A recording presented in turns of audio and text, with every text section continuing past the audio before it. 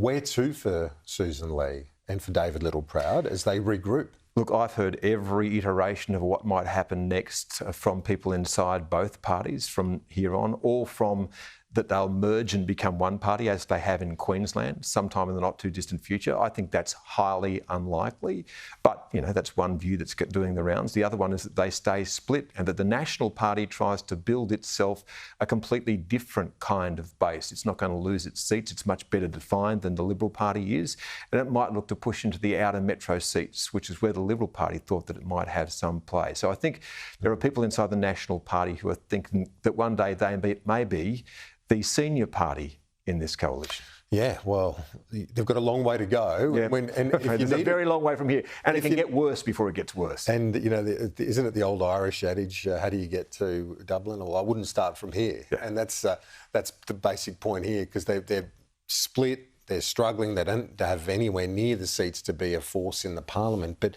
I think we had a reminder yesterday with Paul Erickson of how clinical Labor's approach was. And something that jumped out at me in his comments was his answer to Phil Curry, where he said the Senate vote for Labor is up, above the House of Reps.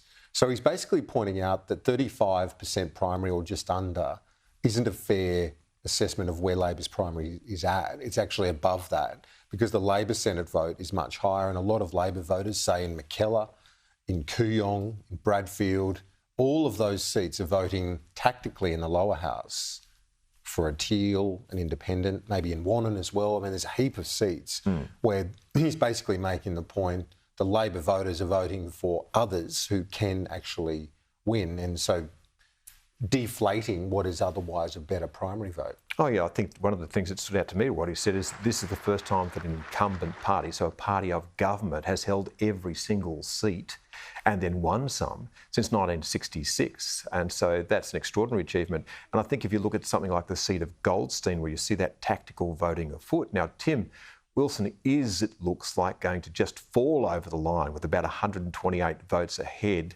of Zoe Daniel, but he got 43, nearly 44% of the primary vote and nearly fell short, being chased down by Zoe Daniel, who was on 30% of the primary vote, which meant simply just about every other preference that there was to gather up, Zoe Daniel gathered it. So there is tactical voting going.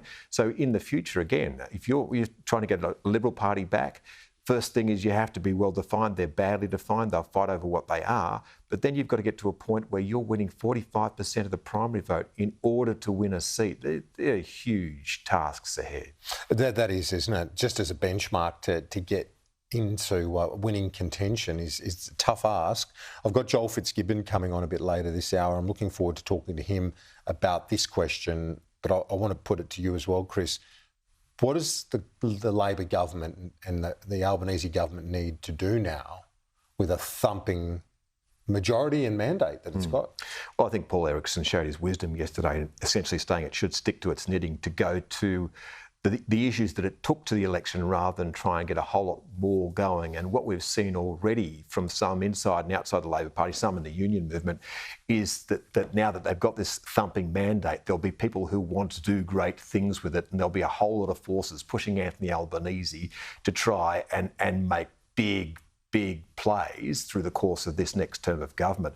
He should not fall into hubris. He should hasten slowly. The Labor Party is settled in for a very long term in government. This is not just 2 terms, 3 or more terms in government, if it plays its cards right and recognises that it's got time. It doesn't have to do everything.